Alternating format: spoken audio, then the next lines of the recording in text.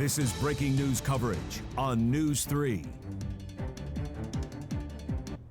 So the accused gunman in this case was a concealed carry permit holder here in Nevada, and pictures online show the CCW was issued by Metro Police back in June of 2022 and it's set to expire in 2 years. We have video of that permit. It was actually one of several items located on the accused gunman tonight. There it is right there. As you can see, Las Vegas Metropolitan Police Department concealed firearms permit with the suspect's picture, Shane Tamura, and when it was issued as well as when it was going to expire. Now, the gun that officials say Tamura carried when he walked into the building and opened fire was an M4. Now, we've also been digging into the past in his history, and it doesn't appear that he has a criminal history, but I was able to uncover that he was arrested by Metro Police in 2023 and faced a trespass not amounting to burglary charge, but court records show a DA denial in that case, so that means the district attorney's office did not pursue charges. So I want to go back to the weapon that officials described. It is an M4, which is a long gun, as Ted Snodgrass mentioned, which has the intention to be lethal, especially in a case like this and as we saw in New York. Now, during the news conference, officials saying Tamura had a documented history of mental health. So that really raises questions about why he was able to own a weapon, have a CCW, if there are mental health issues. So to talk to us a little bit more about that tonight is firearms expert Maggie Mordaunt. Thank you so much for joining us. Thank you for having me. So as I mentioned, we saw the picture of the permit that was issued to Tamura back in 2022. How difficult is it to obtain a CCW here in Nevada?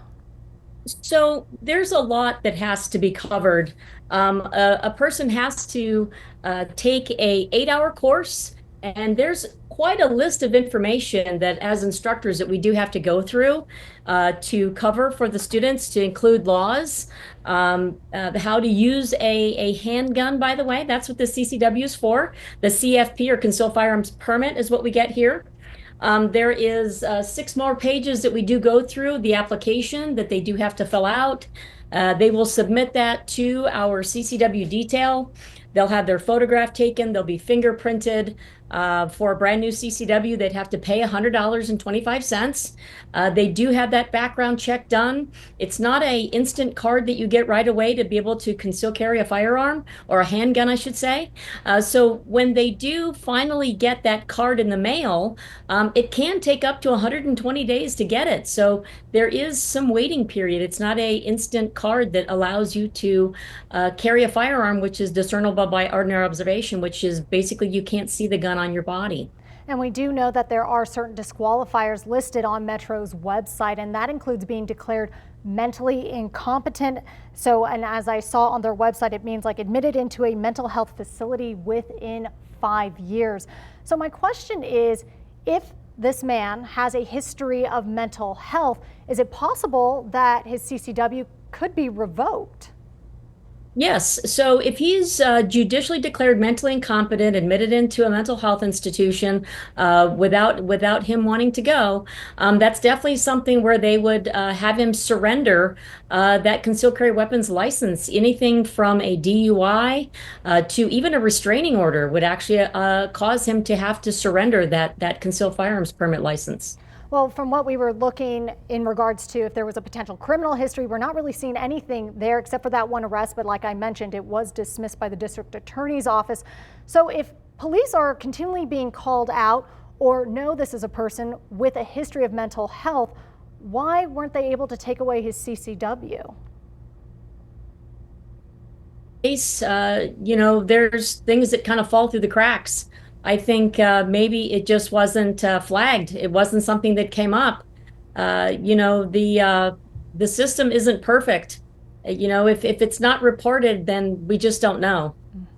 And I know, or as we've been talking about, officials saying that he had an M4 assault style rifle. So can you talk to us a little bit about what kind of gun is that, and can you buy that here in Nevada? Now, we want to remember that we are the weapon, and any physical thing that happens, we did it. But the tool that he did use is going to be something like this.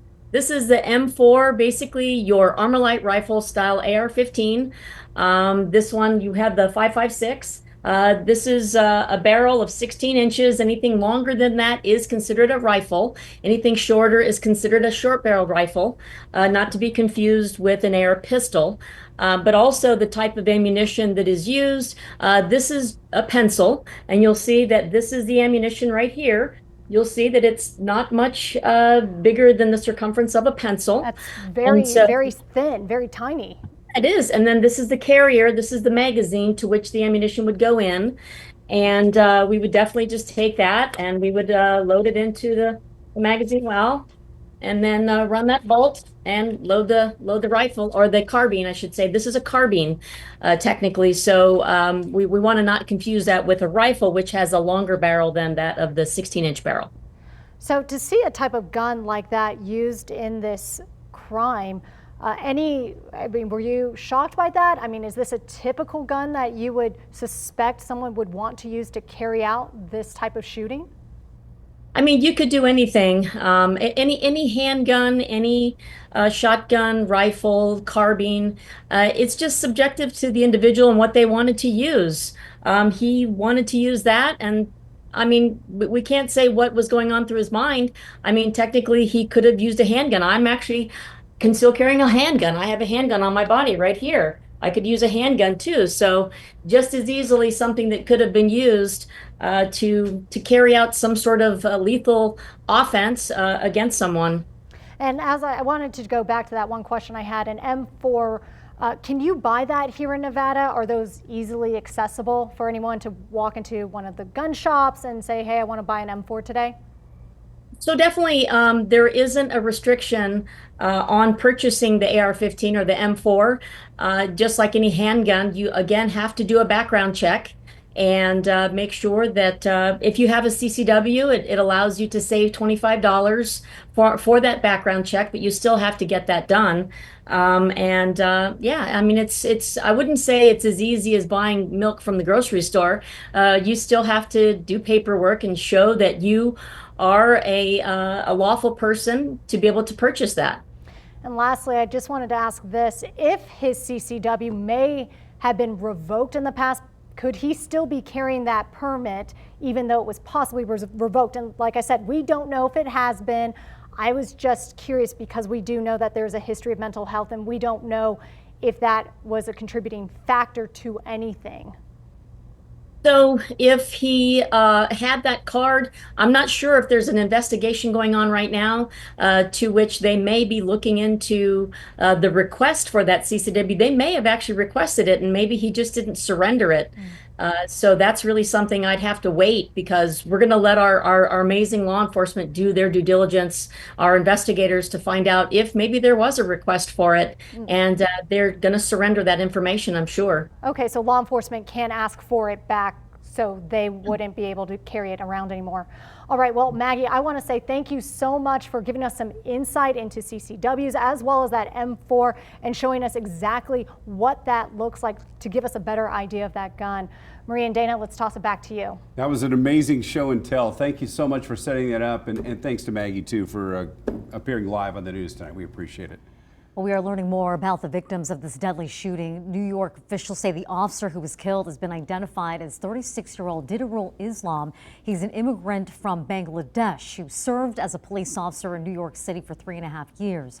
Officials say he was married with 2 boys as children, and now another child on the way as well. Police say a male and female were brought to Bellevue Hospital, but they later died from their injuries.